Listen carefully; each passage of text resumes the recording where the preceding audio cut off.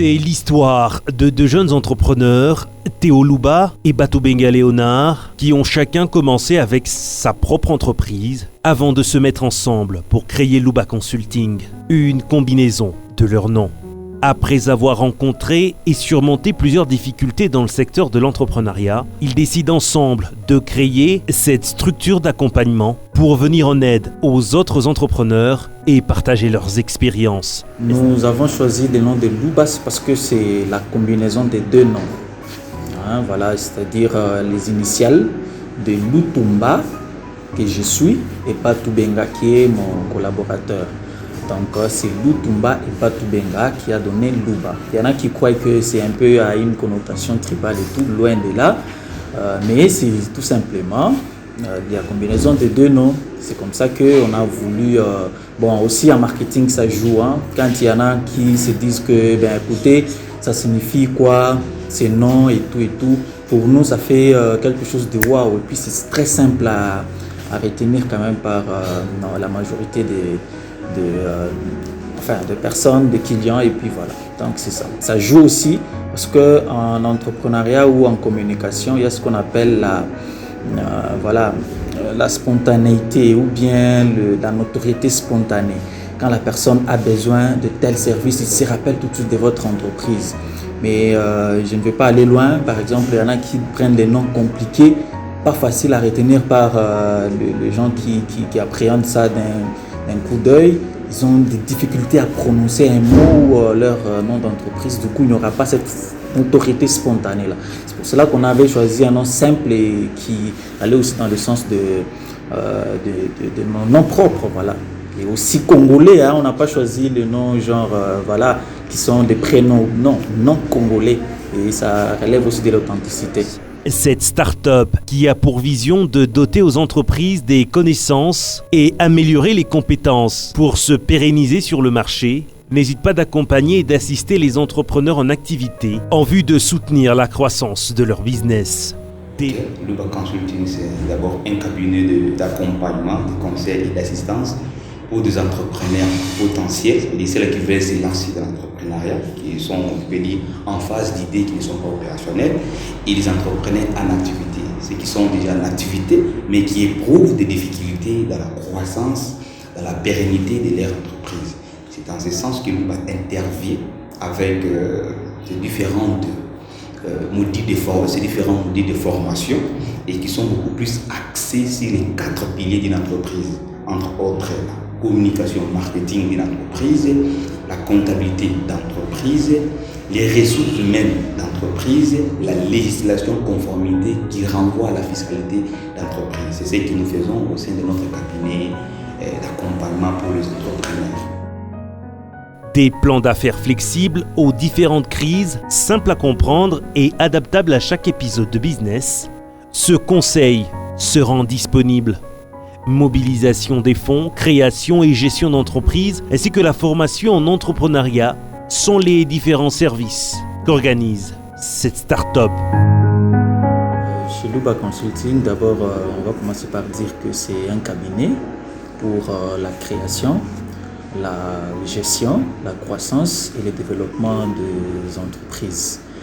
Alors, notre accompagnement, généralement, est axé sur 4 piliers, comme on le dit souvent.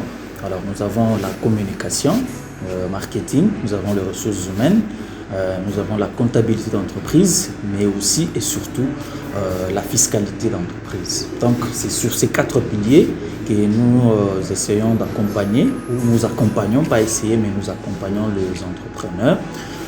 Du coup, nous avons des services phares qui nous essayons de mettre en place chez Louba Consulting. Nous avons par exemple l'initiation en entrepreneuriat ou simplement la formation en globalité, mais qui essaye de se focaliser sur les 4 piliers que je viens d'énumérer. Nous avons aussi la mobilisation des fonds. Nous rédigeons le plan d'affaires. Nous rédigeons aussi les statuts d'entreprise. Donc, pour qu'une entreprise soit légale, nous formalisons donc les entreprises devant l'État. Et puis voilà, donc ce que nous faisons un peu de manière globale pour Louba Consulting. Voilà. Ce sont les étapes qu'un entrepreneur doit suivre quand il veut lancer une entreprise. Mais c'est une étape qui est beaucoup plus négligée, surtout par les startups, les gens qui ont des idées, parce qu'il y a une grande différence lorsque vous lancez une entreprise, lorsque vous faites votre étude du marché. De l'idée au business, un slogan qui se matérialise par les différentes réalisations et accompagnements que cette start-up apporte à ses entrepreneurs, peu ou pas expérimentés. En fait, c'était toujours par rapport à des petits soucis, depuis lors d'ailleurs, parce que moi je suis dans l'entrepreneuriat depuis 2016. C'est en 2020, il y avait toujours les concours, différents concours qui se passaient. Les entrepreneurs ne savaient pas comment rédiger leur plan d'affaires. C'est une base que tout entrepreneur doit connaître. Après ces difficultés, nous nous sommes dit, mais pourquoi pas créer un cabinet pour accompagner d'abord les entrepreneurs à rédiger leur projet comme un plan d'affaires. Parce qu'on dit un plan d'affaires équivalent à un projet c'est trop vaste. Mais un plan d'affaires, c'est un outil qui permet à l'entrepreneur de savoir combien je dois avoir pour démarrer mon entreprise. Je serai où dans 5 ans, dans 3 ans, dans 4 ans. Et lorsqu'on a eu cette opportunité des COPA, et plus de vie de demande aussi des entrepreneurs, nous sommes dit qu'il n'y avait pas trop de cabinets qui accompagnent les gens, là on doit l'admettre. On a créé, nous avons eu plus de 5 clients et on sollicitait notre main d'œuvre. Nous l'avons fait et tous ces 5 clients ont été présélectionnés et sélectionnés. C'est par là que l'aventure a commencé. On a dit, mais hormis le plan d'affaires, mais nous connaissons d'autres choses comme l'éducation financière, comme la mobilisation des fonds, gestion des risques, rédaction des projets, pourquoi pas. On a développé plusieurs services au sein de notre cabinet. C'est ça l'idée. J'ai postulé avec cette idée au concours de PADMP COPA. C'est beaucoup plus dans la création de sites touristiques artificiels. Et c'est Luba Consulting qui m'ont accompagné. J'ai été présélectionnée et sélectionnée. Enfin, là, on attend les financements. Je ne savais pas qu'ils avaient un cabinet. Je me suis rencontrée avec M. Théo qui faisait son stage dans une institution. Et à partir de là, qui m'a parlé de leur cabinet, comment ils faisaient. Et vu que je n'avais pas vraiment de brèves idées sur mon entreprise, et j'ai directement voulu d'abord tenter avec eux, voir ce que ça va donner. Je suis vraiment satisfaite. Ils m'accompagnent presque chaque jour lorsque je me sens bloquée, pas seulement dans mon entreprise, des fois ça va aussi dans ma vie professionnelle. Luba Consulting a décidé d'accompagner ces jeunes qui ont choisi de ne pas être à la merci de l'emploi, mais plutôt des créateurs d'emplois, même si l'aventure n'a rien de simple et de facile. Il faut dire qu'un cabinet ne se crée pas sur base de théorie. Nous sommes d'abord des entrepreneurs en activité, bien sûr, avec déjà formel. Donc on n'accompagne pas les gens dans des histoires qu'on ne sait pas faire. Du coup, nous-mêmes, lui avec Quetopor, parce qu'il n'en a pas fait mention, moi je suis avec Team Couture. Donc on a beaucoup appris de nos propres entreprises d'abord, et il y a eu maintenant des sollicitations parce que nous sommes du genre à partager des opportunités autour de nous, avec notre communauté bien sûr, sur les réseaux sociaux. Du coup, ils ont vu un peu cet engagement-là à nous et ils ont voulu être accompagnés aussi pour arriver au stade où ils nous voyaient ce que nous faisions. Du coup, ils ont beaucoup trop sollicité jusqu'à ce qu'on a décidé de mettre en place quelque chose comme Luba Consulting qui puisse les accompagner de manière formelle et voilà, donc c'est comme ça que nous avons mis en place Luba Consulting avec nos propres compétences déjà acquises parce que nous disons que n'est-ce pas, notre accompagnement n'est pas théorique mais c'est pratique et axé sur vraiment la croissance de l'entreprise, loin de croire que nous sommes focus que sur les jeunes, mais nous accompagnons des grandes entreprises qui ont besoin, n'est-ce pas, de déclarer leur situation fiscale et tout ce qui va avec la formalité de l'État. Si vous voulez que votre communication marketing soit au top, voilà, nous vous accompagnons comme ça. Nous avons tout un collège de consultants internes et externes qui accompagnent les entrepreneurs. Voilà un peu ce que je peux dire à ce sujet.